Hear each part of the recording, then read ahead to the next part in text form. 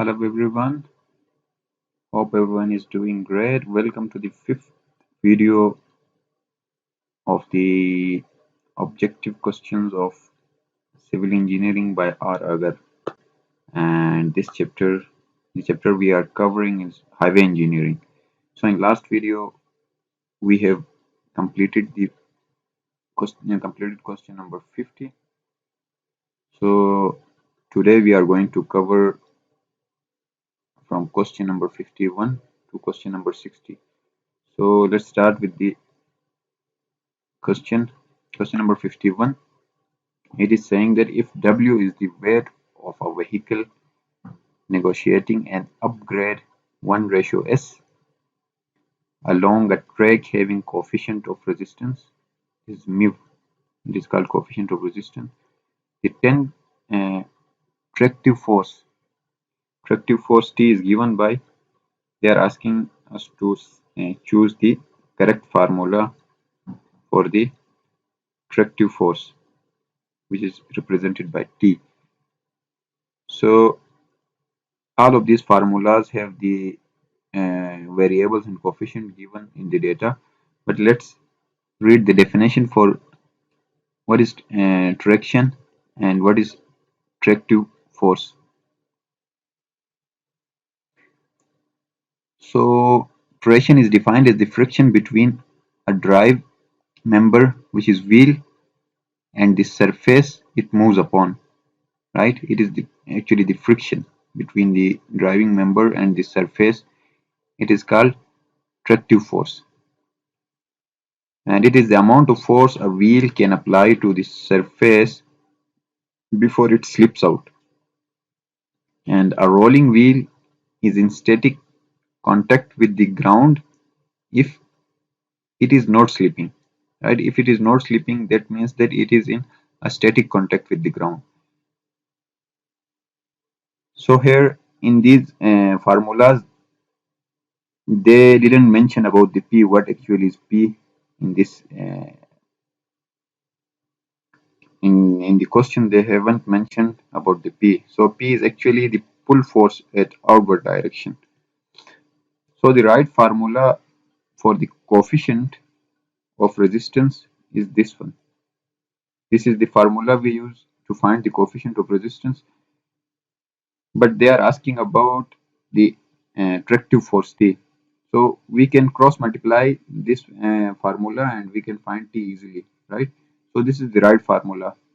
All remaining parts A, B, C, and E are wrong. Option D is the correct answer, correct formula which we use for the coefficient of resistance. From this formula, we can easily find the tractive force. So option D is right. The next question, question number 52. It is saying that for calculating the tractive force along an upgrade, moving upward, of an asphalt road, the most probable value of the coefficient of traction resistance mu is assumed. These are the options. And in this question, they are asking about asphalt road, right?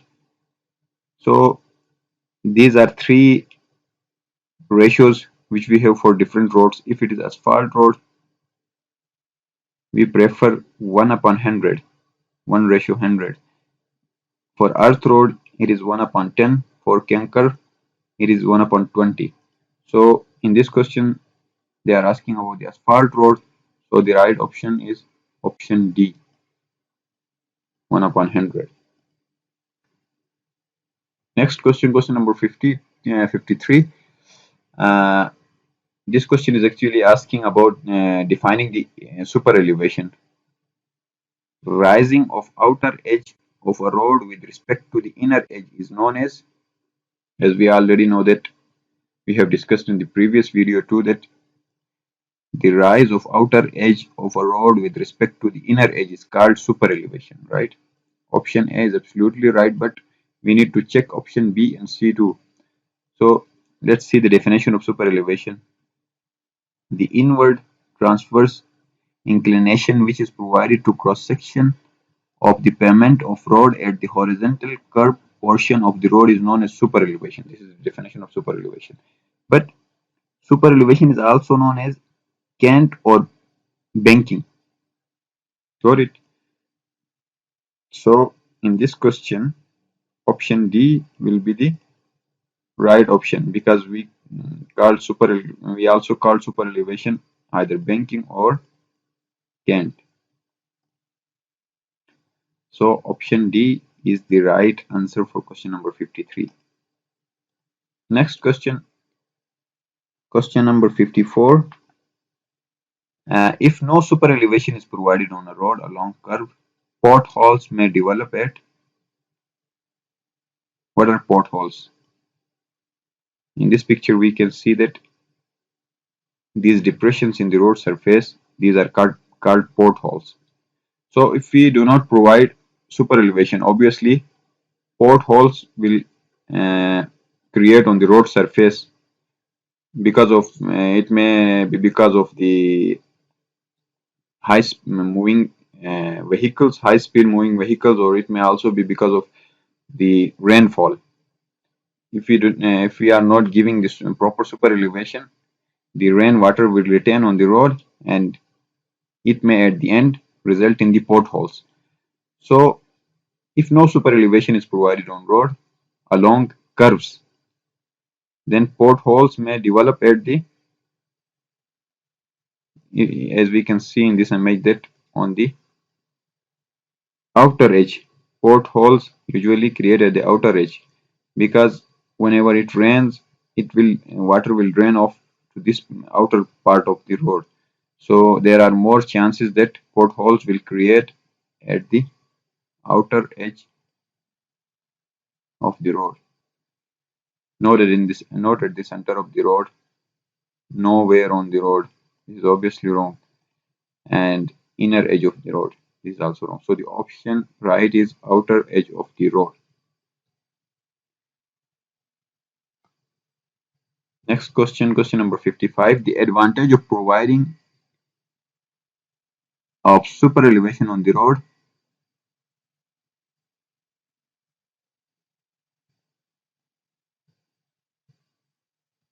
Advantage of providing super elevation on the road. Higher speed of vehicle. Obviously, when you provide proper super elevation on the road, it helps the vehicle to gain higher speed. So option A is right. Option B, increasing volume of traffic. This is connected to the option A.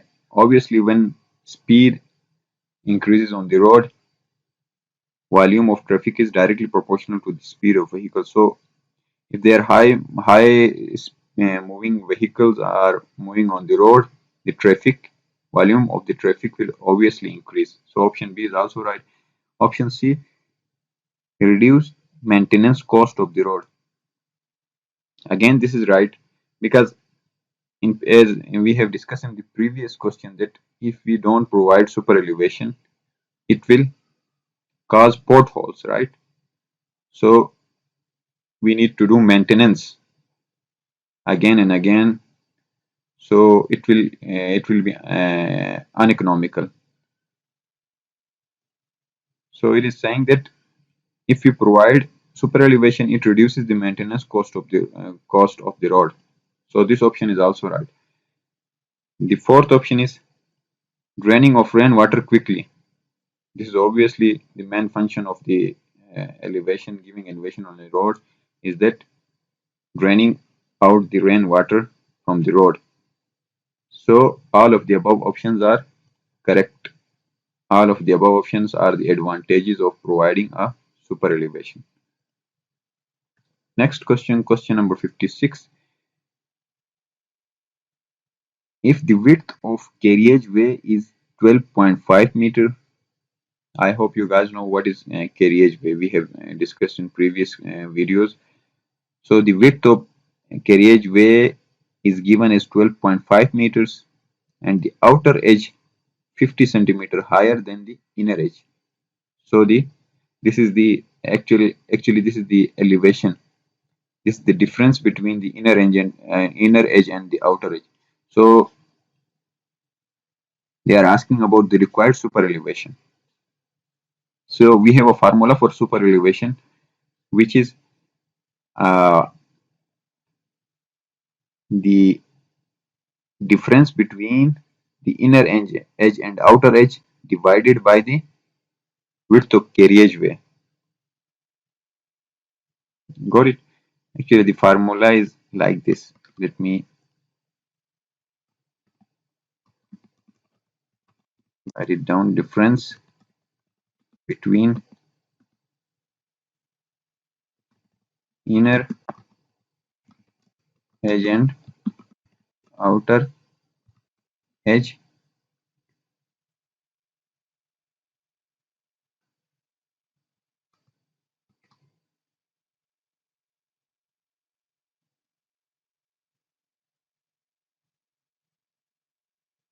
and then divided by the width of carriageway. This is the formula to find the super elevation. So the difference between the inner and outer edge is given as 50 centimeters, right? It's 50 centimeters. And the width of the carriageway is given as 12.5 meters. So when we put the values, we have converted the 12.5 meters into centimeters, which is 1250 centimeters. When we divide these two, we get 0.04 as elevation, which means 4%. So 4% is actually the 1 in 25, because when we divide 25, when we divide 100 and 25, we get 4, right? So that's why we have converted this 4% into 25.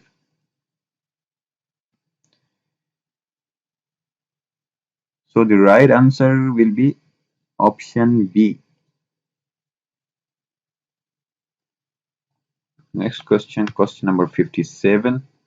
If V is the speed of a moving vehicle, R is the radius of the curve, G is the acceleration due to gravity, W is the width of the carriageway, then what is the super elevation? So again I have placed an example numerical. For super elevation we have a formula BV square divided by GR, right? Here they have represented D, but in our case it is W, right? Width. For the width of carriageway, here we have mentioned W, but in this numerical they have represented the width of carriageway by B. And V is the speed of the moving vehicle, G is the acceleration due to gravity, and R is the radius of the curve. So in that case, we have the right formula to find the super elevation is, I guess, C, right? Width of the carriageway multiplied by square of speed of moving vehicle divided by uh, G into R. G is the acceleration due to gravity, R is the radius of the curve. So for question number 57, the right option is option C. Next question, question number 58. To ensure that the bullock carts may not overturn on the curve, the maximum value of super elevation recommended by IRC is actually it's defined by the Indian Road Congress, that the maximum super elevation for bullock cart is 1:15. So option C, 1 in 15 is the right option. This is the maximum value of super elevation which we provide for the bullock carts.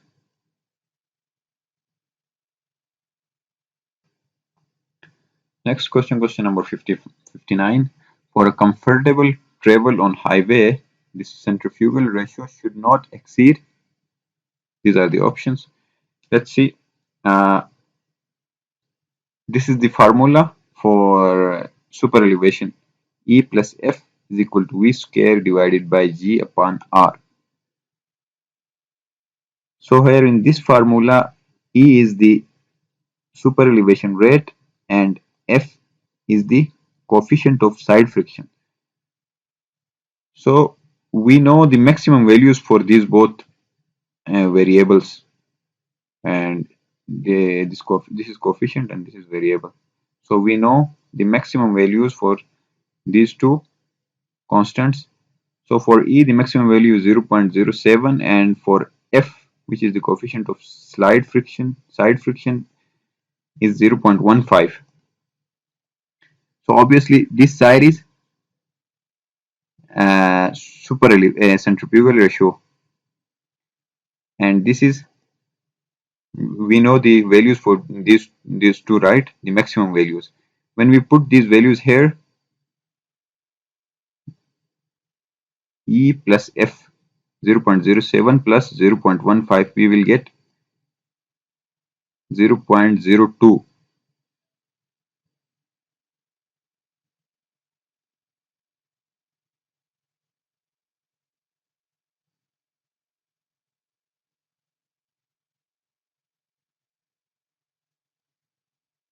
And we have options 0.10, 0.15, 0.20, 0.25, 0.30. So the answer we got is 0.22, right? So it is closest to 0.25. So option D will be the right option. Another predefined values for the maximum centrifugal ratio is that for highways it is 1 upon 4, and for railways it is 1 upon 8, right? So as we said in the previous numerical, that 4% or 1 upon 4 means 1 into 25, right? Similarly here in this one too, 1 upon 4 means 25% or 0.25. So the right option will be D for question number 59. Question number 60 and the last question for today's video. The most commonly adopted method to provide super elevation on road is by providing the road surface above. We have four options: outer edge by pivoting this road surface above, outer edge so that the inner edge is lowered, or crown by pivoting the crown so that the outer edge is raised and inner edge is lowered. And option C is saying that by pivoting inner edge so that the outer edge is raised. So as we can see in this image, for a commonly adopted method to provide super elevation on the road, we need to raise the outer edge, right? We need to raise the outer edge as compared to the inner edge. So if we see in option number C, the outer edge is raised if we pivot the inner edge. So option C is the right answer, because the most commonly adopted method to provide super elevation on road is by pivoting the road surface above inner edge so that the outer edge is raised. So option C is the right answer for question number 60. So this was the last question for today's video. So in next video we will cover from question number 61 to question number 70. So till then, goodbye. See you guys in the next video.